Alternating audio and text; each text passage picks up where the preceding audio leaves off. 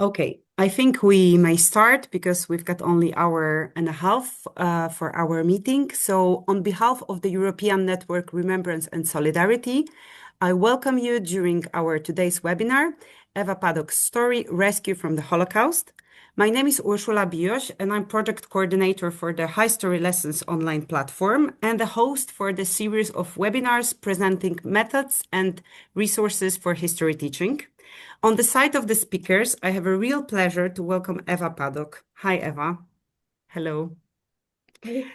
And also my colleague, Barbara Walsh, Dr. Amy Williams, Stephan Rauschenbach. They will speak in the second part of our meeting, so I will still have a chance to introduce you. There's also my colleague, Mariola Cyra, who will moderate our chat discussion. Apart of the speakers, we warmly invite all of you, so the audience, teachers and educators from across Europe. There are now 67 of us during our meeting. And before we really start, a few technical remarks. Your cameras and microphones are turned off, but you are warmly invited to use chat. If you've got any queries, anything you would like to let to know about, just please write it on chat. And our meeting lasts hour and a half, so we're working until 6:30 Brussels time. What's the plan for our meeting? I'm gonna share my screen to show you a few slides I prepared to structure our meeting. Mm,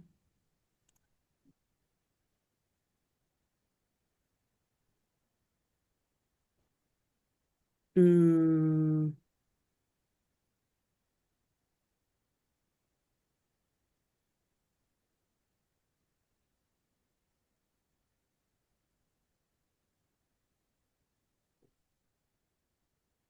okay. I believe that you're seeing also the notes, but yeah, maybe like this. Oh, maybe like this. You see my PowerPoint window, but I hope it doesn't stop you for seeing our webinar. So what's the plan for our meeting? Um, what's the plan for our meeting? So after the short intro delivered by me and Barbara, we will turn to the core part of our meeting. So the conversation with Eva Paddock. We have a couple of questions prepared with Barbara, but you are warmly invited to ask yours. You can send them ongoing, and we will be picking them directly from chat. And this part will last around 1 hour. After that, we will listen to the leading researcher of the Kindertransport, so Dr. Amy Williams, who will put this rescue story into the broader context of the Kindertransport. Then we will show you teaching resources we prepared to help introducing this topic into your classroom. We have a timeline, a video, classroom exercises, and a photo gallery. So Stefan, a teacher from Norderstedt in Germany, already tested them with his students over the past weeks, and he will share fresh, first-hand experience from his classroom. You can see also on the slide that our aim today is take this story into your classroom. So you are very much welcome to make a use of the resources we're gonna show during the webinar. So who we are, just a few words about the ENRS, so the European Network Remembrance and Solidarity. This is an international initiative which is founded by the equivalent of the ministries of cultures in the respective countries. Now we're having 6 member states, namely Czechia, Germany, Hungary, Poland, Romania, and Slovakia, and some observer countries you can see on the map. It doesn't stop us from having partner institutions in the vast majority of European countries. There is an interactive map on our website with all the partners, and so you can check with whom we work in your country. The main goal of existence of the ENRS is guided by the spirit of friendship to foster the dialogue on the 20th century European history. Our goals, our work goes into three directions. You can see here on the slide. So we are holding conferences, symposiums, seminars, workshop or webinars as the one we have today. We deliver research, cultural and educational projects, and we publish a lot of books. We're translating into the languages of the network. You can also see that we work with different target groups. I bolded teachers and educators. And the tool, which is designed especially for you, the teachers and educators, is the High Story Lessons online platform, which contains free ready-to-use teaching resources. And here on the High Story Lessons, we designed the whole lesson related to Eva's stories and Kindertransports, and we're happy to share it with you today. So, Barbara, could you introduce us a little bit more into the topic of today's meeting? I will indeed. Good afternoon, everybody, and I'm delighted to be here and to introduce our keynote speaker this afternoon, Eva Paddock. We can't see Barbara, we can't see you because I don't know, your camera. Oh. We can't hear very well, but we can't see you. Oh, I don't know. Let's see. No. Anyway, I'll keep talking. Yeah. Exactly. So I interviewed Eva and her sister Milena in January this year on a very cold, wet day in Dublin about their experience of being forced to leave Prague in 1939 on what became known as the Winton Trains, which was one of a series of transport initiatives called Kindertransport to enable Jewish children to get to safe countries in the face of the Nazi policy of extermination. So we have a 17-minute video that's available to you as a result of the interview, and that will be online. And just to say that Eva's story is one of the many stories in an exhibition called Between Life and Death, Stories of Rescue During the Holocaust, which to date has traveled to over 15 countries in Europe, is currently touring the UK and the US, and you can find more information about that on the site. Sorry, there's a video thing now. Maybe it's me. So to introduce Eva, Eva was age 3 and her sister Milena was age 5 when the two of them were put on a train traveling from Prague to the UK with other children, all without parents. At the time, both children were fostered by a UK family and went on to live and work in England. Eva eventually settled in Cambridge, Massachusetts, in the US, with her family and her husband and her children, and her sister Milena lives in the UK. Both are very active in Holocaust education. Eva has lived multiple lives as a Holocaust survivor, as a teacher, an educator, a trainer, and a therapist, as well as a parent, a grandparent, and now a great-grandparent, the epitome of a life well lived. So, Eva, it's over to you to talk to us.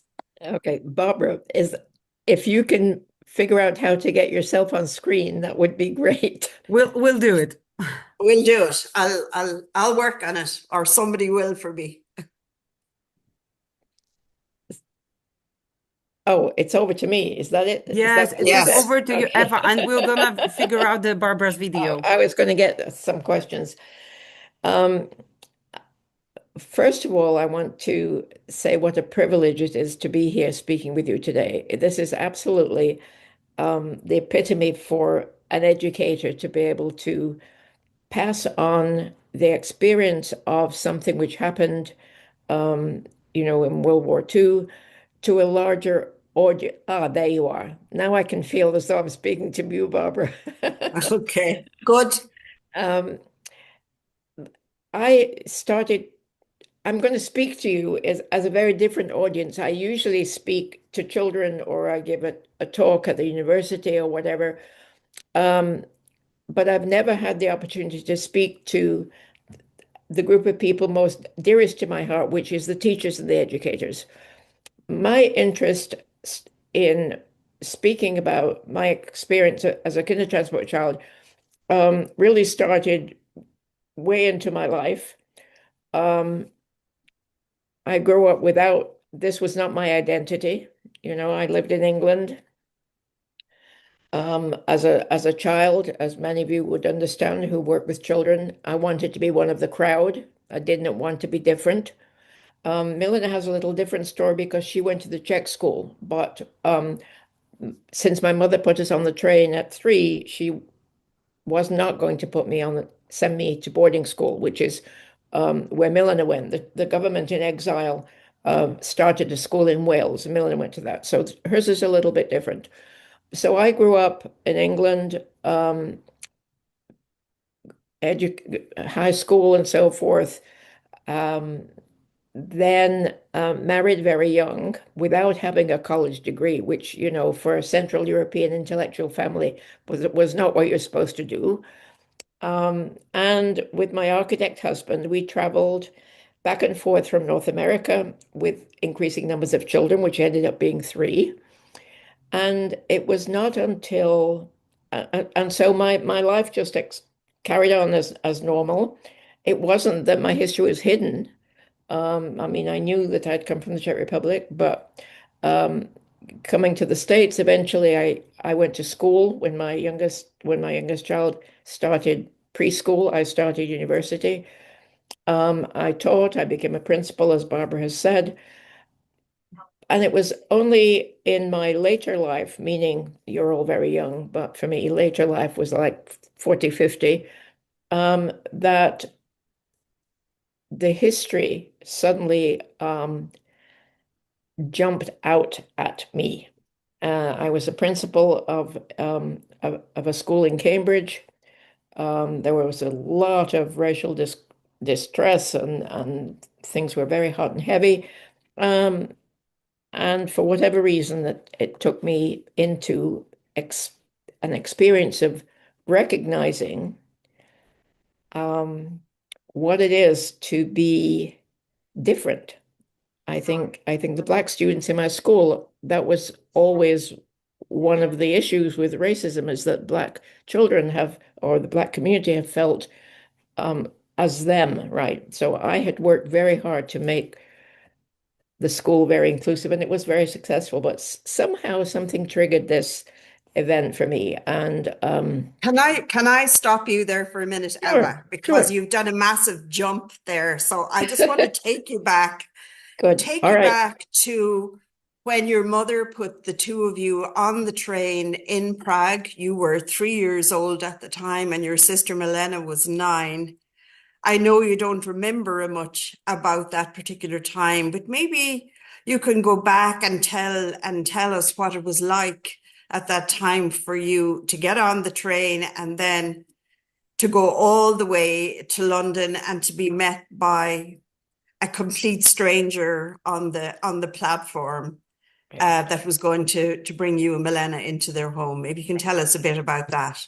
okay. Um, so at 3, one doesn't necessarily remember. My memory is part memory and part what I've been told. And those experiences for a 3-year-old become part of your body. So one of the things I remember was being seasick on trans the channel crossing, and somebody giving me bananas, and that's my memory of that piece. We arrived in England and were met on Liverpool Street Station by the husband of the couple who, Methodist, said they would take one child. You all know the story of Winton, how he'd advertised and so forth. When they saw a picture of Millen and myself, they said they would take 2, and we were met in London by Day Ratcliffe. My experience, my feeling, and my memory really started there, of being in that home with 2 extraordinarily loving people. We didn't speak any English, but as I say to people, people send their kids for total immersion schools and pay a lot of money. We didn't need to do that. We just had like natural total immersion. We were adopted, metaphorically speaking, by not just by the Ratcliffes, who really did take us in. And Barbara's heard me say this, and I like to say it. They took us in without a sell-by date. You all understand, that they didn't know how long they'd have us. But we were also taken in by the local community. That the city gave us public housing. I don't know, different. And I grew up very happily. Eventually, my parents, in various ways, escaped and joined us, which is very, very unusual. But we ended up living together close to the Ratcliffes. And so my memories of the early childhood were very warm and loving. Um, I'm going to have to skip a little bit, Barbara, because it ties in with lots of Work away. what the things that I'm interested in doing with my experience. Um, I'm told, Mills, that my mother did arrive and found us somehow and came to the Radcliffes, that I had forgotten Czech, that I wouldn't speak to my mother. Anybody who's done any research into child, development psychology knows that a 3-year-old has not lost her birth language. I was obviously, as I've learned later, deeply traumatized and very angry with my mother. But of course, as soon because I'd bonded with the mummy Ratcliffe, we called her, and I'd bonded with the auntie next door. There were, the whole community had loved us. Ashton-under-Lyne was not the center of the metropolis, so they did not, north of England did not know. I think before the war didn't know any quote foreigners, right? Everybody was a foreigner. Um, so my memories of the early childhood are based on that.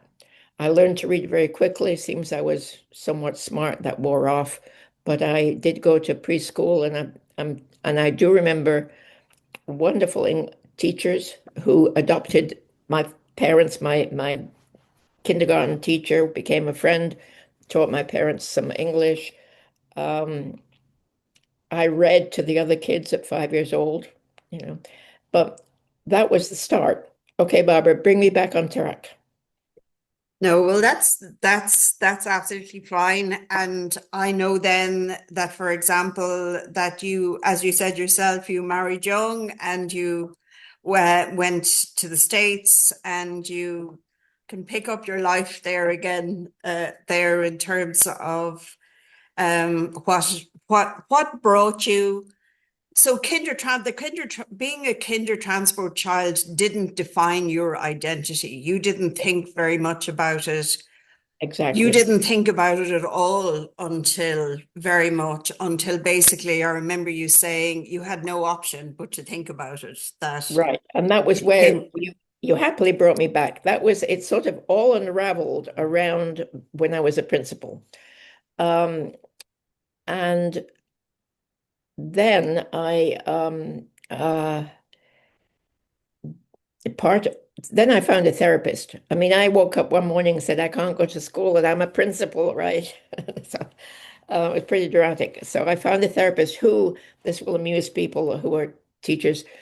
This parent, I was African American, and that was part of what we discovered was I hit a point where I recognized that I was not seen um, as a person when I was 3 years old, right?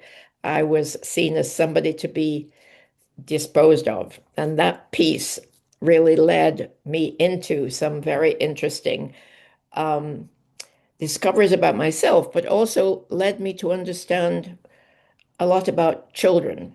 So, anyway, I went to university, got a degree, began to teach. Then I was a principal, and now I'm in my 50s and recognize, I mean, it's not decision, that I needed to reconnect with my basic roots and also needed to take back my identity as a Jew. And that was a very important transition for me. Um, How did so, you do that? How excuse did you me. do that? How did you Oh, do that? how did I do that? Well, Hmm. I'm a bit of a rebel. Well, actually, there are two parts to this. I had a feeling that I needed um, to, I would say reconnect is a good word. So I decided I'm a person who likes um, theory to support my intuition, right? So I said, okay, I'll go and find a synagogue. We were raised without religion, by the way, as many Central European Jews were, intellectuals. And so I found a synagogue and I wanted to go in there just to see what it was like and to sit in a corner and not have anybody speak to me. Kind of didn't quite work because nobody had seen me, so they needed to be polite. And one of them came up to me and said, "Would you be willing to dress the Torah at the end of the service?" Well, what did so I, what did I know? So, okay. I got up to the bima and totally burst into tears. It was such a connection that was very, very interesting and very dramatic. So that was the first part. So now I need to decide I needed to learn more about being Jewish. Um, I wasn't into quote religion. So I found in Cambridge um, a group of people in a group called Kahal Bera, Community of Choice, which is a humanistic, secular Jewish community. Get that? It has a very active Sunday school, literally on a Sunday because we rent a space. And its goal is to teach the values of Judaism. And they're very much my value. I consider myself, a humanist. Anyway, about that time, I recognized that I needed to start talking about my past. And when I went as a principal, I've skipped, I'll go back. I can see Barbara reminding me. So I found this community, and then I had a bat mitzvah when I was 60. But I wrote all the stuff myself, nothing out of a book. Okay. And that was the point at which I recognized that I needed to become involved in um, educating education about the Holocaust, being an educator. And I worked there was a group in the Boston area, which I encourage you to find their website called Facing History in Ourselves. So 30, whatever it was, 40 years ago, they just started, and I was one of their trial, like you, Stephan, I tested out some curriculum. So moving myself back to what's important to me now, I've been giving talks, and when Zoom came, that's one of the really unintended consequences of Zoom is that here we are. I mean, this is magical, right? Um, so I've spoken to 500 kids in Chicago. But my focus has been up to now speaking with schools, individuals, classrooms, and so forth. And somehow the connection with the NRS has opened up for me the importance of broadening um, the people with whom I speak, because teachers are the ones who can carry on the education. History and so forth, I do not see it just about the Holocaust. It's about all of the atrocities that we've seen in many, many countries and which are particularly going on now. And so um, when I speak just from teacher to teacher, when I now speak to schools, to kids, I frame my talk around altruism, generosity, and courage. I make a great effort for it not to be Eva Paddock's story. Of course, it is my story, and the story is really not the right word. I'm trying to find a better way because stories, you know, sort of suggest Hans Andersen and stuff. It's not a story. It's an event. It's a time of great difficulty for children everywhere, and of course adults, but you're speaking to children. So my focus is very much on those facets. And I love to teach, so when I go into an auditorium full of kids, I do not sit at the front and wait for them to come in. I cruise and I wander among them.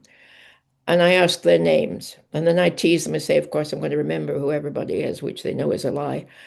Um, but I also say to them, nobody's leaving this room. You know, lunch when I finish. This is not a one-way street. This is a conversation here.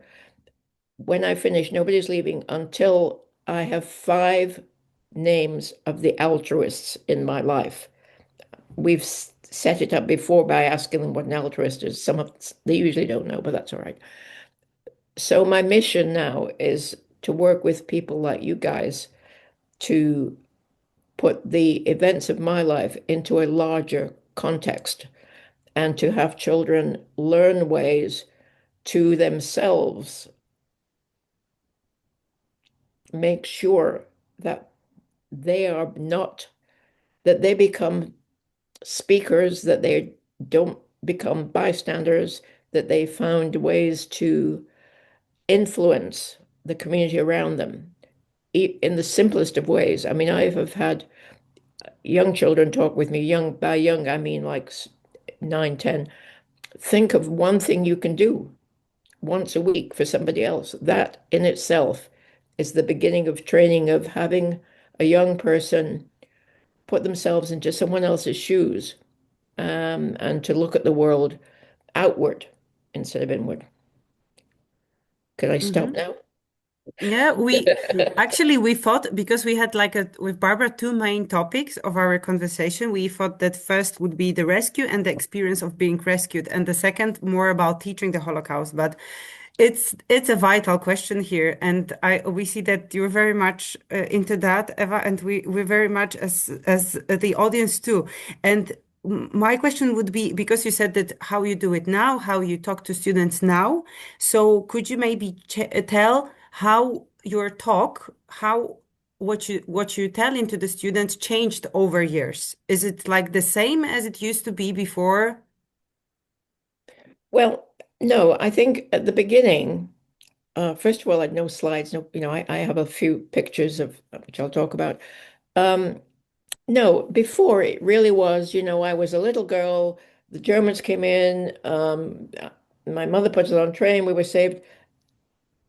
It didn't have a message Mm, particularly. I've developed a different framework, right? It was still valuable, and people, any way to do it. And I admired lots of well, lots, and not many of the original travelers are there still, um, talk about their experience in that way. I think it's not an either or, it's a both and. It's the individual person is extremely important to do that. But I think we need to broaden the conversation. And I think what you're doing, which is to have, and Stephan, the history and so on, illustrated with a real person is an absolutely brilliant combination.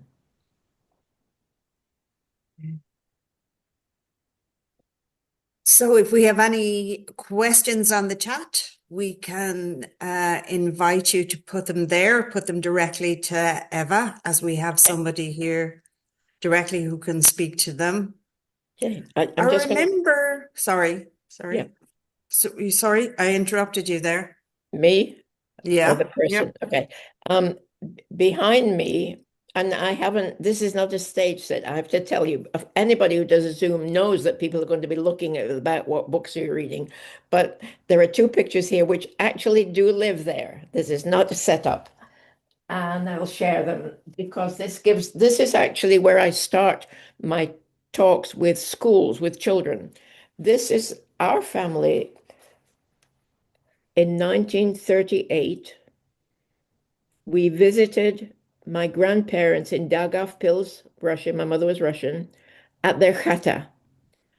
And I start that because it gives a sense of a regular family that most kids can identify with. So, there's me, there's my sister, my grandmother. Um, I'm looking at it backwards. There's my mother behind, my father, in some magical way, my uncle and my aunt and cousin were invited. It was 600 miles from Prague. Who knows how they got there? The little boy, whoops. I found it to share. You Oh, can see on the screen too. oh my goodness, Yeah. how clever of you. Um, so this little boy, these are my mother's sisters are here with their husbands. This little boy and this family died in concentration camp in Russia. Um, and so I start with that because it gives people, gives the families and other people a sense of this was just a, a, a regular family. We actually in Prague, we lived in a nice big apartment at the weekends. I, oops, I've lost you somehow. We're here. No, no, you're here. We're here. Or not on my screen. Oops, where did that go? I've lost you on my screen. Mm. Way back. You have your PowerPoint presentation is on the side there. Is No, that it's like mine. So It's it's yours, yours. is it? it should be Eva, it should be the Zoom app or the browser. Oh, there we are. Yeah, Sorry. no problem. Yeah, yeah, yeah. Okay, so am I able to move them or you have to move it? So this is the photograph. Can you move it, Una? Yeah, I to can't that move mine. to the next slide or Down to number 3. Just go down a couple. Yeah, so again, I show these because they are an indication of what life was like before it got completely disrupted. So on the street in Prague, you get who that is, a street photographer. Go down to the next slide, please. So you also know that I mentioned that the Ratcliffes were going to take one child. This is a photograph that my mother gave to Nicky Winton when she met with him at Hotel Schraubbeck, and that's why they would not separate us. That was the original picture. Okay, thank you. Yeah. So good. All right. Eva, That's it. speaking Yeah. about Milena, because we just displayed the photo of two of you, Yes. and I pasted on chat for all of you the interview with Eva and Milena. It's like a 17 minutes video, so just the format you can show in the classroom. The one Barbara interviewed in January this year. And there was a question which popped to our mind about you and your sister. And could you like describe what role having a sibling played in your rescue story? What was the role of having a sibling back then and maybe today? Right. Yeah. So back then, I just found some pictures. She played with me, she drew dolls and things, and then she went off to boarding school. So that disrupted that piece. Um, in our later life, we become very close and so forth. But back to the beginning part, it's an interesting question. When over the years, I traveled back and forth to Prague a lot. My husband and I just were very clear that we wanted our children to have roots, to know who their parents and grandparents were. So my children traveled back and forth and visited Milena and her kids, and the adults are all great friends now. But I also used to go to Prague and meet with my cousin Helen, who had come with us, but her mother was already in London. Stories that I'm not clear about. There was a time when Helen and I talked about why it was that both of us so much wanted to have and maintain a relationship with Milena, even though I was in the States, she was in Prague, Milena was doing her thing. And what became clear is that the role of that sibling, Milena, for me, was that she was the only person who had not abandoned us. You know, even as a 3-year-old, of course, your mother puts you on a train. That means she doesn't like you. Your father disappears, so you're abandoned. I mean, obviously that all got sorted out later. But the answer about the sibling is really that it was probably the most important relationship in my life that grounded me and allowed me not to go completely psychotic at 3 or 4 or 5, right? Mm. That was that, and interestingly, my cousin and I had that same response to that question because she was with us the whole time when everybody else had said goodbye. Yeah. Does that answer your question? Yes. Yeah, it does. So we have a few questions that are coming in here. One was, have you ever thought of writing a memoir? I've been in a writing group for 25 years. So there are bits and pieces. I am not a person who is going to sit down and write a book of memoirs. What I what I did discover, I started way back. I'm going back now the 30, 40 years when that morning I couldn't go to school. And I need to tell a little story about that later. Um, I was doing a lot of stream of consciousness writing. And at one point I thought, oh, that's interesting. Maybe that's poetry. And again, back to I need theory to support my intuition. I decided I needed to take a course in portrait writing, right? So I brought my writings, and it turned out that poems, that the writings seem to be poems. What I've seen, and this is quite recent because I'm looking at this from a whole new place, the poems actually illustrated the transition from sort of abstract discomfort, right, to very clear, really, I suppose, now you think of it, Barbara, memories of the train journey, because a number of those poems talked about a 3-year-old on the train and being afraid to get off. And then the next part of the writing had to do with reclaiming my Judaism and going to a local synagogue to, quote, learn how to be a Jew. um, it was a course for couples who were being married where one was a Jew and one wasn't. So I would say my memoirs are in this batch of poems. And the only reason I have the little chapbook of poems is because the person that going back to, who helped me prepare for my bat mitzvah, said you have to do still have to do what you're supposed to do. So I had to learn to count in Hebrew, and you have to have a project. And I want you to make the project a book which contains your poems. They were just kind of all over the place. So Yes. that's how that happened.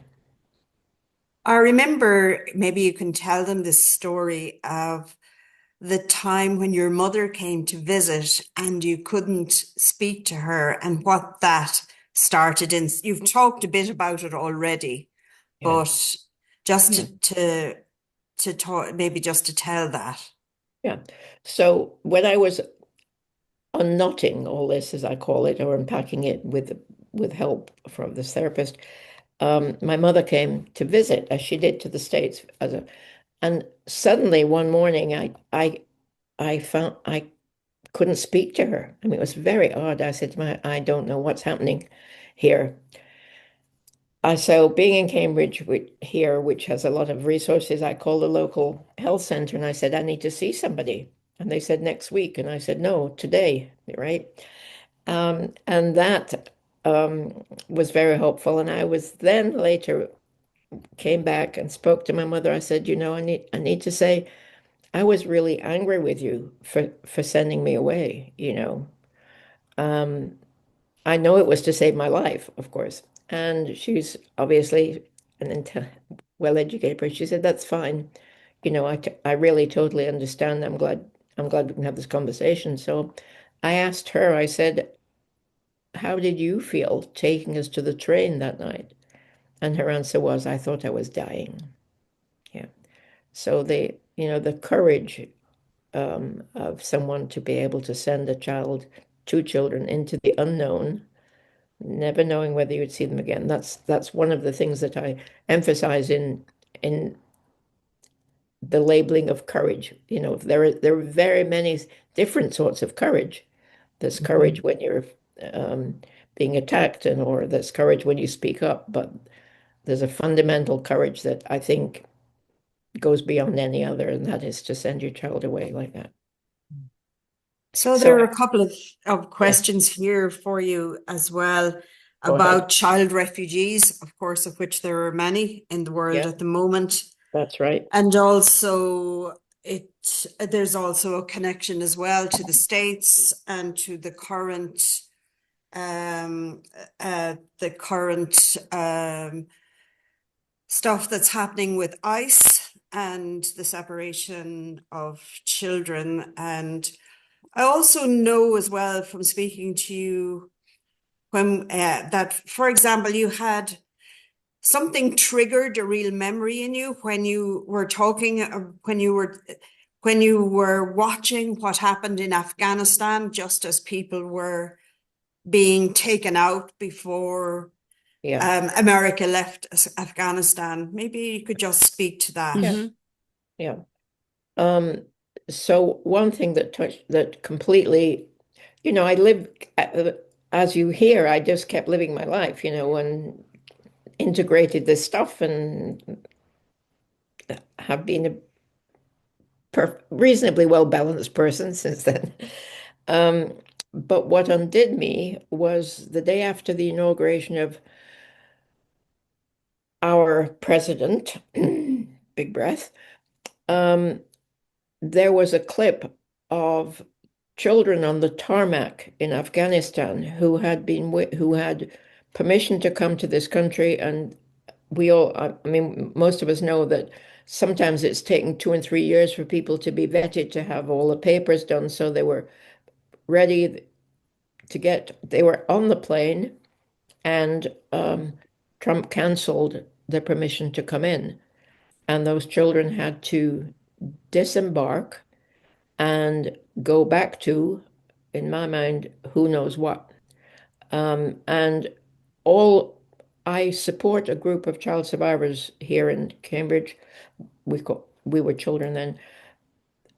This entire, I don't know what to call it, the times we're living in, first of all, the Ukrainian children, and then everything that's unfolded has a tremendous impact on us original travelers and other people, and also on 2G. They're affected by seeing what happened to their parents. Um, I've lost my train of thought. Yes, Barbara, bring me back. No, no, it was what you were saying that it triggered. I remember you Yeah. said that Oh, it yes. triggered. Tremendously. It Yeah. triggered a memory of what it was like because the train you left on the last train, but the last train couldn't leave because You- they couldn't leave Exactly. Prague. Thank Yeah, you. they Yes, that was couldn't. a very, very parallel. So there was another train after Millen and I left on the last one that left on the last one that made it out. And then the next train was loaded, and those children were stopped, but because wars good, and it's presumed that most of them perished. And the parallels, in fact, I don't know how, I don't, this is not in politics. It is very difficult living in this country at the moment. I mean, the parallels, the playbook is like, we're on page 23. It's so frightening and so disappointing. And I think it's very important for us to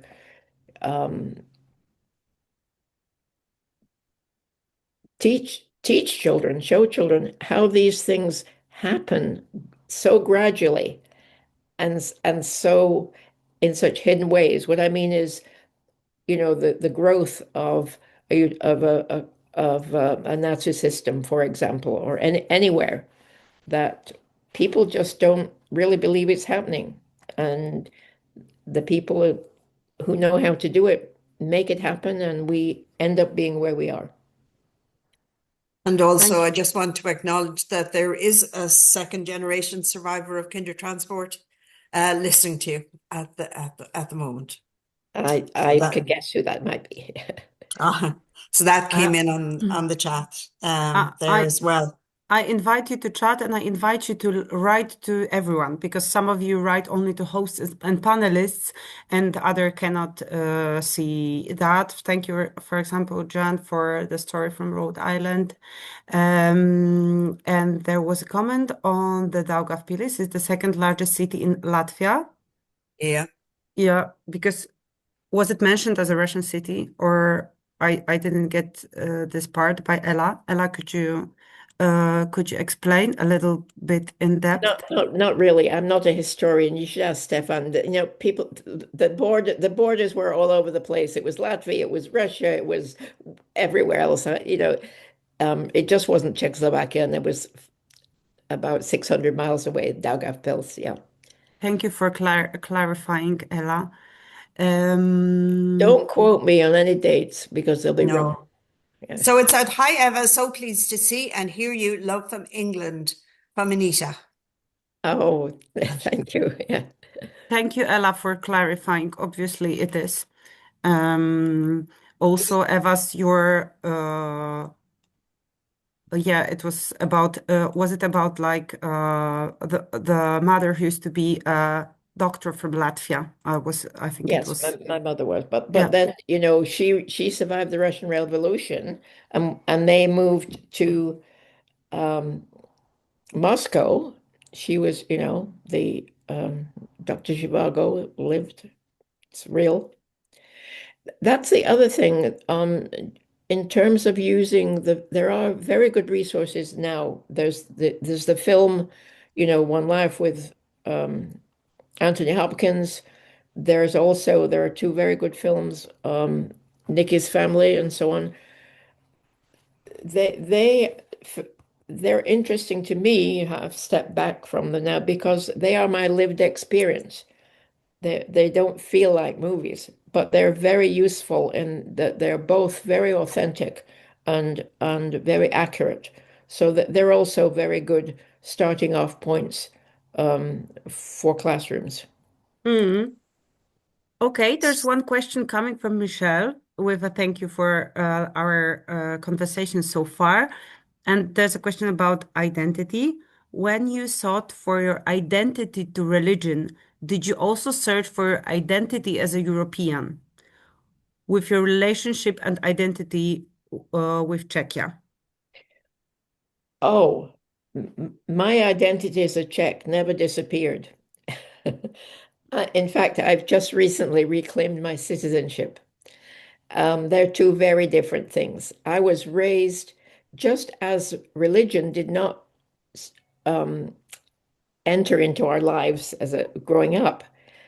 Being a Czech was always a source of pride. My parents, you know, I've always felt a Czech, so that didn't go away, and I'm just delighted to be about to apply for a Czech passport. So I think what's important to talk with children about is that your identity at birth, your roots, your grandparents' lives are very, very important, and that they should make little research project of talking about their parents and their grandparents' lives. Most of the parents and grandparents will say, I have nothing to say, and they're not necessarily connected to Holocaust stories or genocide stories, but they are what ground us. And when they get to be, I mean, 90 is like unimaginable, but tell them when they get to be 30, that feels really old to young people. That later in life, they will need to understand where they came from. Thank you. Thank you for this reply. I also posted on chat some of Eva's poems, and they talk about also the matter of identity. Congratulations on your Czech passport goes on chat. So it's like I haven't done that, but I that's do have my citizenship. that's cool. Okay, I think we've got two more questions. One was about the possibility. It was like I would say networking question because it was about possibility to organize a meeting with you, Eva, with the students. So Yes. it was a question from a teacher. Is it possible somehow to Yeah. connect? Yeah. Yeah, so it's like there's no more so Right. you think it's possible to Okay. meet or via Zoom or somehow else with the students Now, of our teachers? yes. What I would say is I only meet with I only support teachers' curriculum if the children are very well prepared about the event, right? I don't come in as an entertainer to tell a story. It has to be with a group of people, children or students or wherever, who have a reason to be interested in meeting. You mean like So, historical preparation or giving them context on the events, or what kind of preparation would be the good Well, idea for before such a they need meeting? to know what the Kindertransport was. They need Yeah, to know what happened between 36 even and 45. I mean, it didn't just start in September 1st. yeah, It needs to be an integral part of their learning. yeah. They can so also there's, sorry. I can also fly to wherever. Oh, Yes. it's No, so it's a but that, question from sorry. Lewis. It said, "How do you feel seeing what's happening to Ukrainian children who have been sent to Russia, now forcing them to lose their roots and to be indoctrinated? How do you feel when you see that?" That's from Lewis Torah. How do I feel when I see that? I think I feel the same way that everybody who sees that feels. Um, Sadness, um, a feeling of being horrified that that's a whole generation of children, most, I would say, none of whom will have my um, privileged experience of kind of working it out and coming to understand it. They will be traumatized for the rest of their lives. Yeah.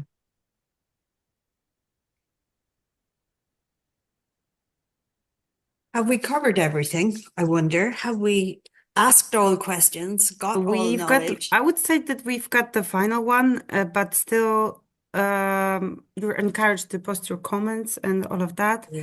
Thank you. Um, can you maybe, Eva, just a message you would like to give to teachers in their interaction with students? Because our, main goal is to, yeah, encourage to maybe pick this topic for teachers for whom it seems difficult or they're not super, comfortable or they're not 100% sure how to introduce and this topic to their classroom. Is there any advice or a message you can give them?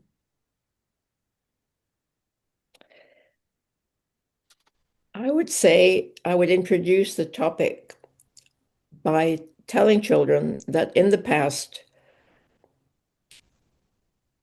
very unspeakable things have been done by one group of people to another, and that you're going to tell them about this part, but you're only going to tell them about it because you want them to take the lesson from there of the fact that each one of us can make a difference, that it doesn't need a big group of people to stop bad things happening. If you see someone bullying your a friend, you step in. You say, stop that. You do not simply watch. You do not become a bystander. You must participate in making change and supporting all the people in your life. And that ripple effect means that maybe things like this won't happen again. Hmm. That's a good message, I think.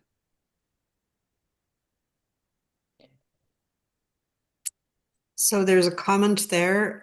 Ula, how is it possible to contact Eva in order to arrange a Zoom meeting with my students? So we'll sort that out. Yeah. Yeah. Yeah, I think that's like expect our email after this webinar with also the recordings. So that's also, I know that this talk is designed for teachers, but maybe still you can rewatch it or use part of it. And there's this video we have.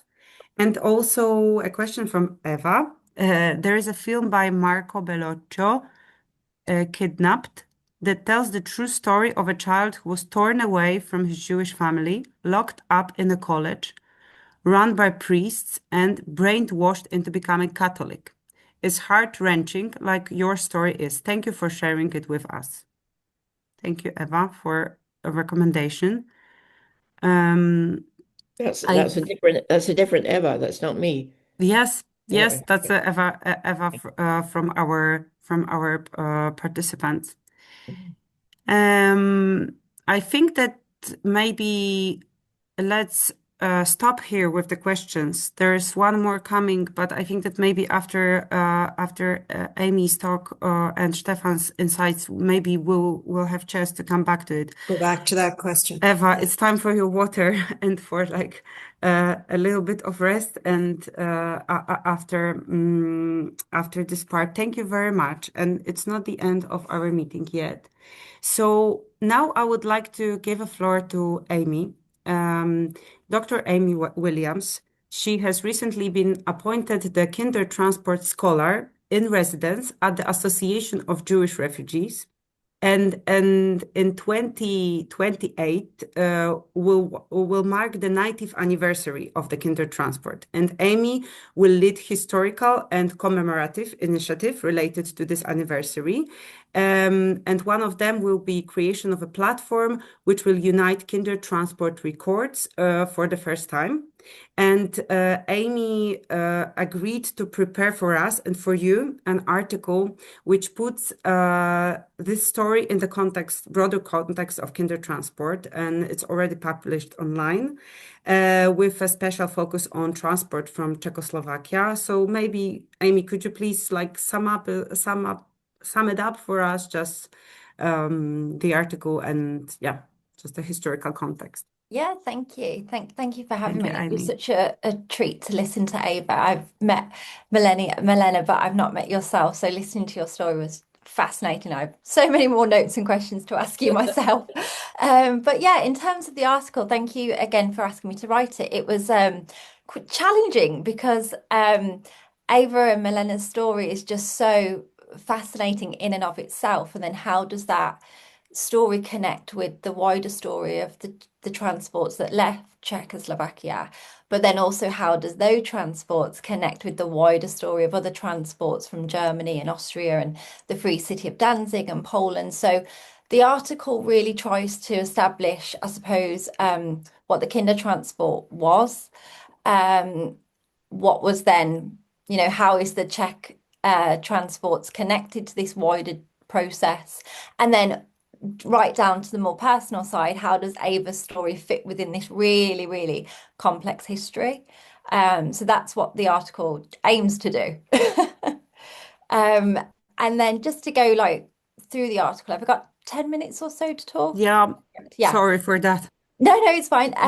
So I suppose the beginning of the article sort of starts off with, well, we often think history is written and, there's books out there and it's all done and wonderful and we learn about it. But essentially it starts off by saying, oh, wait a moment, there's more to discover. And actually, even as academics, as teachers, I'm sure we pride ourselves on our knowledge and, we've read widely and things like that, but actually there's always more to learn. And I'm always learning from the kinder themselves. And a part of that also is through the documentation that I'm finding or that families kindly share with me. So yeah, the article starts off with the discovery of the Kindertransport lists and what that meant so many years later. For example, knowing the kinders' actual routes, their times of their routes, where they crossed the border, who the chaperones were, all those like minute details that really make up the Kindertransport. I mean, boiling it down, the Kindertransport was a journey. But that journey and the details around that journey were not necessarily always known. Maybe more to older children or less to younger children, or whatever documents the survivor had kept. We really relied upon those until these discoveries. And also, we have a really great opportunity, and with schools, to connect this historical information, these documents, together with, Ava's poems. We can see her Kindertransport list now, and we can connect that to the poetry that she's created, and then also her testimony as well. So there's multi-layers that we can build upon, I suppose, in the classroom now. So then after that, the article really just tries to very briefly establish what the Kindertransport was. So we look through what the term means, for example, where the Kindertransports began and where they ended up. So we often think of the Kindertransport from a very British perspective, but there were many simultaneous Kindertransports to France, Belgium, Sweden, Norway. There were some children that went as far as Iceland. There was 2 that went there. Switzerland. So they went, the Kindertransport is not just a British rescue scheme. There were many, many different Kindertransport schemes to other countries. And actually, we were one of the first to put a stop to our Kindertransports. I'll come on to that in a bit, because there were later Kindertransports from Croatia in 41, 42 to British Mandate Palestine. So in terms of what we classify as the Kindertransport, the term, the timings, chronology, the context itself can vary depending on which country you're obviously talking about. But this article mainly looks at it from a British perspective, because obviously that's where Ava went to. So that's that part. The second part then goes on to talk about how the British responded. So I've kept it very much on the Kindertransport meaning 38 to 1940 from a British perspective. But we rescued about 500 children prior to the Kindertransport. They came earlier in 1937. So there were earlier versions of rescue. And the term Kindertransport itself is used as early as 1934. But again, for this purpose, we've kept it to 38, 1940 from the British perspective. So we talk about here how the British got involved with the Kindertransport. So thinking about what the British public had sort of seen through news media with the Sudeten Line crisis, the Anschluss, going back, Poland action, and then eventually Kristallnacht. So the British had witnessed all of that, and slowly had responded to certain instances. But we also talk about the regulation and restrictions that were put on Jewish children more broadly. So their worlds becoming smaller and smaller, being restricted, from going to cinemas and parks and things like that. And also just general things that they were witnessing at this point, being expelled, crossing borders or pushed across borders, particularly those that had Polish origin were being sent across the border with Germany and Poland at this point. And then we talk a little bit about Kristallnacht and how Quakers and other members of the British community went to Berlin to sort of assess the situation and report back. And then meetings took place, and there was, an interest in this, what we now think of the Kindertransport. And we also look at that in relation to the Wagner-Rogers Bill, which in 1939 didn't pass Congress twice. It didn't pass in the Senate or I can't think of both houses anyway. It didn't pass. I can't think of what the other one's called. So we look at other Kindertransports in relation to one another, or rather a Kindertransport program that did take place versus something that potentially could have as well.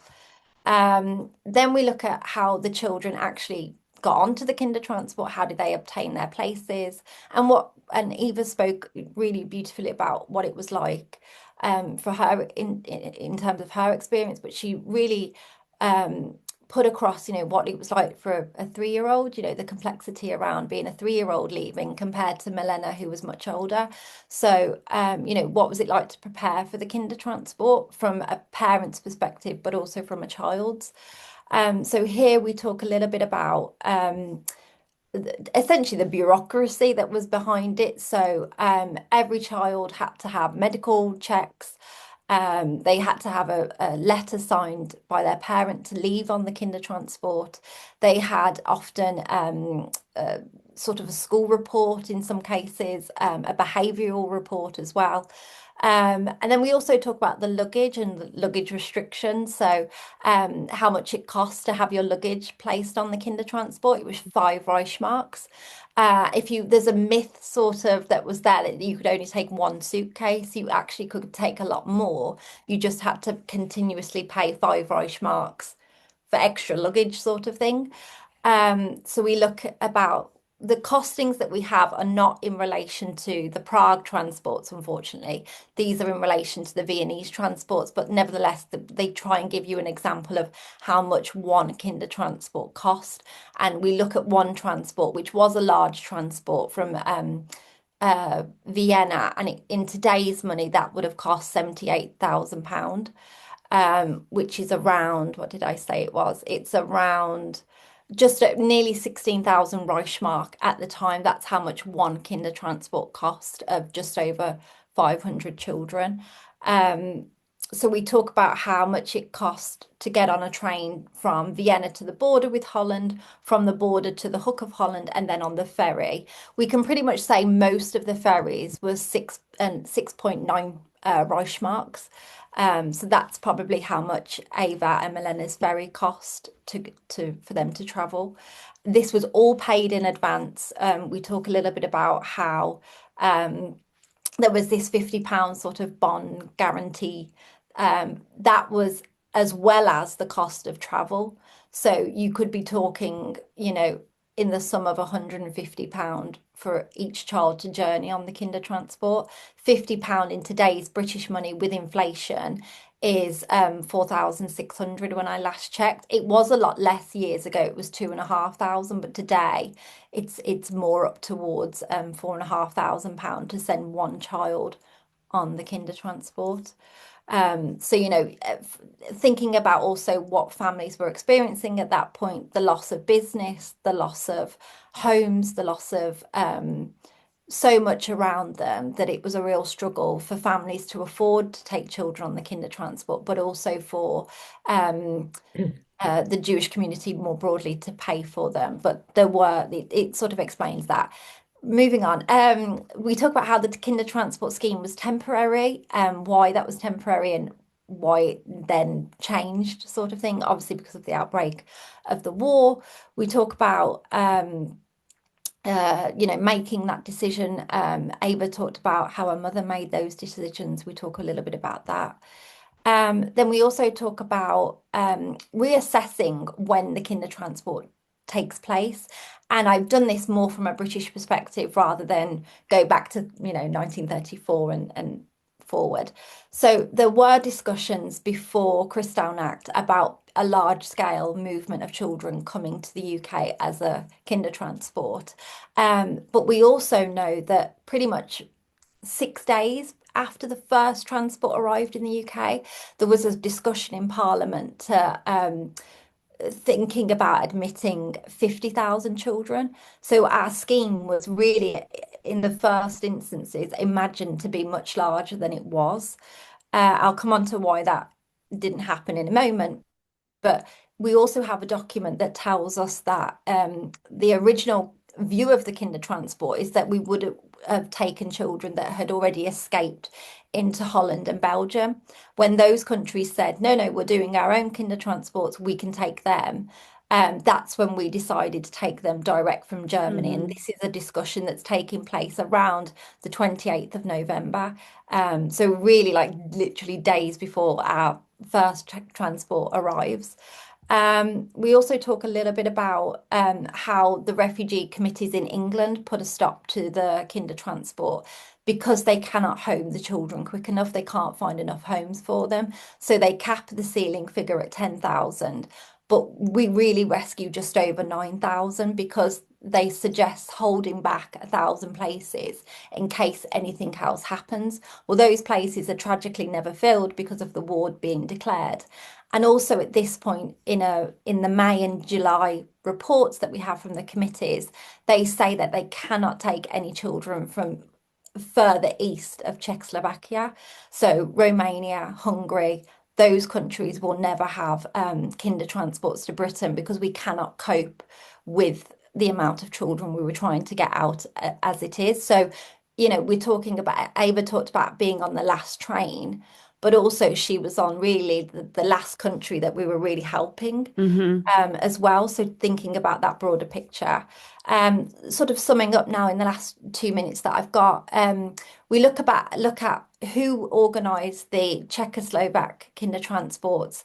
We know that in a report that about a quarter of the children who were remaining in these lands in May and June, a quarter of those children made up hopefully what was going to be further kinder transports, but those children never arrived. As Ava said, that last transport never arrived. I have found documents now that, and Anita is online as well. Some of the children on that transport did escape. They got to Sweden. We also know that there was a lady on there who was meant to come to where I live in the Midlands, and she could still be alive today. She survived the whole war in Prague. So that's another incredible story. We talk about how the transports from Prague are similar and different to the ones that left Germany. We also talk about Ava and Milena learning about their lists for the first time. We can tell Ava and Milena, the minute details, the time that they crossed the border, how many children they travelled with. Unfortunately, their list doesn't have the chaperone list attached. I'm still trying to look for it, but we can say, the details around that. And Ava's story is particularly unique because she left on the last transport, but she was meant to be on the one before that. So you see the sort of complexity of the kinder transport and the chaos around it in that part. We look at what arrival was like, and I don't need to go into this because Ava has already told us what arrival was like. We look at the post-war story and what that meant, and then in summary, we look at Ava learning about her story for the first time, and she's eloquently said it a lot better than I could put in the article. But just to sort of sum up, as Ava and others have already mentioned, thinking about the kinder transport today, Ukraine transport was a term that was birthed out of the term kinder transport in the UK. It was coined by a second generation. So, there is a connection between the kinder transport and present day refugee crises. And one rescue of the Ukrainian children was actually came from the term kinder transport itself. So it has a very much a resonance with what is going on in today's world, I suppose. So I hope that sort of sums up the article for you. And yeah, thank you for inviting me. Thank you, Amy. I'm sorry for, yeah. Can I ask one question to Amy? Yes, you can.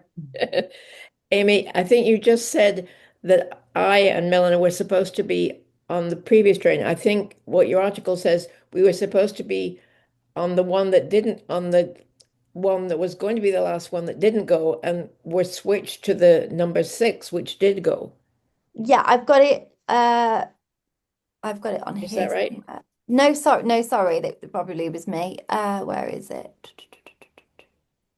We can do it another time. Yeah, Yeah. you were meant to go on the one in July, but you ended up going in the one in August. So that's a dramatic new piece of information for me. It is, and it is really a researcher story, Amy, because Amy was the one who just discovered the list in Yad Vashem in 2024. So it's like, the history is Very really new. unraveling, and yeah, that's a really It's And this inspiring is really why we story. need teachers and schools to do more research for us to Yeah, help us, it's help really us learn about the yeah. Kindertransport, with It's thank you. really your help. Th Thank you very much. And I it's posted wonderful. the link to the article. Thank you, Amy, once again. And just last but not least, I would like to give the floor to Stefan. Only Yes. before doing so, just to show you how the lesson looks like. I know it's entitled Eva Paddock's story, and I'm sorry, Eva, for that, because you said that it shouldn't be about Eva Paddock's story, but it's done now. We're gonna think about it in the future. So what we prepared for you to work with this topic is a timeline, interactive timeline. You can display it in your classroom. Those are the two articles, the one by Amy and the other one taken from our catalog. And we've got free classroom activities. And of course, the movie itself, the 17 minutes movie, which is now available in German with subtitles. I think also you need to check. I think there's also Romanian included now. And the photo gallery with the backpack Eva took with her, with the lists, with the ID, with the label, with the trunk. So it's really a lot here you can discover.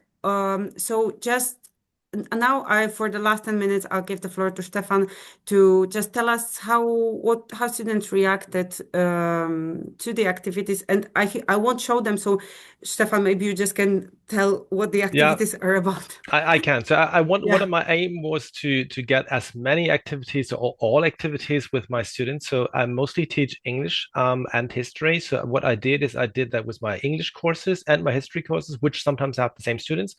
All students were comparably old, so 17 to 19-year-olds, and the command of English was good in all courses. That made it possible to use the interview just in English, and we just got the story from that, and that was a part of the English course. So I did not change that topic. So I did not make it a Holocaust or Kindertransport topic. I tried to get several approaches to that. So first interview, which is just started as an ordinary listening comprehension task to the students, and from then we unfolded the story, so the historical background of that, and that was a very touching moment. So students were really, really engaged in that, and many of them were already familiar to the topic in general. So this is what you have said, that the students were well informed and not about the Kindertransport, because this is a very singular event, but the overall historical background was more or less familiar to them in the wider ranges. What I also did then with with the same course at another meeting. So I always have 90-minute meetings. I did the drawing aspect, so I tried to let them draw that, and students were very engaged drawing. The most fears they had was that their drawing would not be so good. But I told them I was not the art teacher, and this is not art. It's just the way that they should try to bring that ideas to into a picture, and that was the media where they tried to interact among each other, which I allowed, even if it was the English course.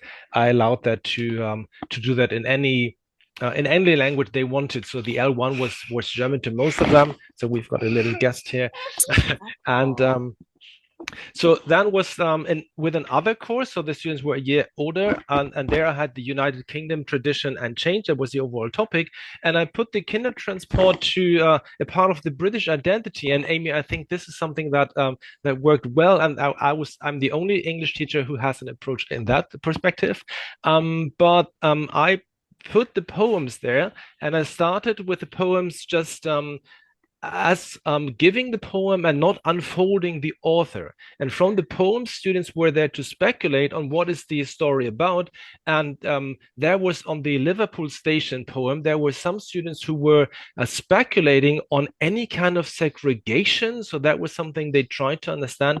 And the Kindertransport story was very brand new to them. And they said, oh, well, they didn't know that. And they were very, very yeah, surprised that this was really part of that story, and they were not aware that this was an autobiographic a poem. So I would like to encourage other teachers to take various approaches. It's not only in the history course where we can do that. There are so many resources we can take to find various approaches to that story and unfold it, or give the information beforehand when the command of English is maybe not that good. Then we have more frames we can just use to make the students more aware of what they put attention to. And as the students were comparably mature, I also unfolded the idea and the experimental character of that beforehand, and they were very reflective on that. They said, okay, that was very, very interesting, and they also gave advice what to do with the students, and they were very, very keen on going into something new. And we have the label here, and that was one something that students were very, very interested in, and that matched with another idea we had beforehand, where we talked about the individual and society, and taking away people's name and giving them tags with numbers on that was one of the things that came back to the lesson, while we did the we have that here, so it hangs around my neck. And that was what some students said, okay, this is what they know from segregation, and they first thought about African American stories, where we had that in our previous lessons. So that kind of opened a door to bring that's historical aspects into more general aspects of, Eva, what you have said, one group of people does something else to another group of people. Then we have more categories of what are we dealing here with, and where can we put that into other categories. So there's a lot of there are many ways where we can take that material to bring that in lesson. Maybe not all of it. I try to do all of it with my students. Maybe smaller children will only get some, but the creative aspect here is something that was also very, very touching for students, because it opened a gate to having more conversations on things. Yeah, and maybe in the last minutes I can maybe share my screen to have several pictures here. Where can I do that? This is one of the pictures we have here from the collage. So I showed them the collage and said, this is basically, and from that we moved to the story, and the students tried to bring that in. We have that here, unknown people. So they just exchange what that means. A British committee, children transport, what does that mean? And there are other, we have got other pictures here. So what have we got here? So we have another child here, or young girl. She's 18, and he tries to tell that story here to go to bridge. So the rails are the bridges. So we have many aspects here. We have maybe more. What have we got here? So this is also more the way we see the modern borders here. So the pre-war borders are not shown here, but even the Czechoslovakia are still a bit smaller here. So so these are the modern borders. And we have got others here. This is taking away identity. This is what the children wanted to show, that the identity is taken and the number is given instead. Yeah. So there are some. Yeah, we have that here. Some ideas, and we have other pictures here. Where we also have that, so also illustrations here. I encourage them to use metaphors, which is also something we used in the literacy studies. So and here they had to bring the metaphors in pictures into that. So I always try to combine various ideas and various aspects from other lessons into that. And here the last is that we just have that here, the going for that, the child transport and the wagon here, which actually was not a wagon, but for children that was more a way to show how they got the idea of that transport. And yeah, so that was that, and that was the basis then for later. And we used these pictures and we put them online later. I wanted to have that online to share that with you, and we had that in the classroom. We shared that, and this is something what we do from time to time, a kind of a gallery walk where people can walk around and talk about that. And this is and this is something that was really touching for children, and sharing their ideas and experiences over the topic. Thank you, Stephan, very much. It was like maybe Eva, maybe you would like to comment. Can you?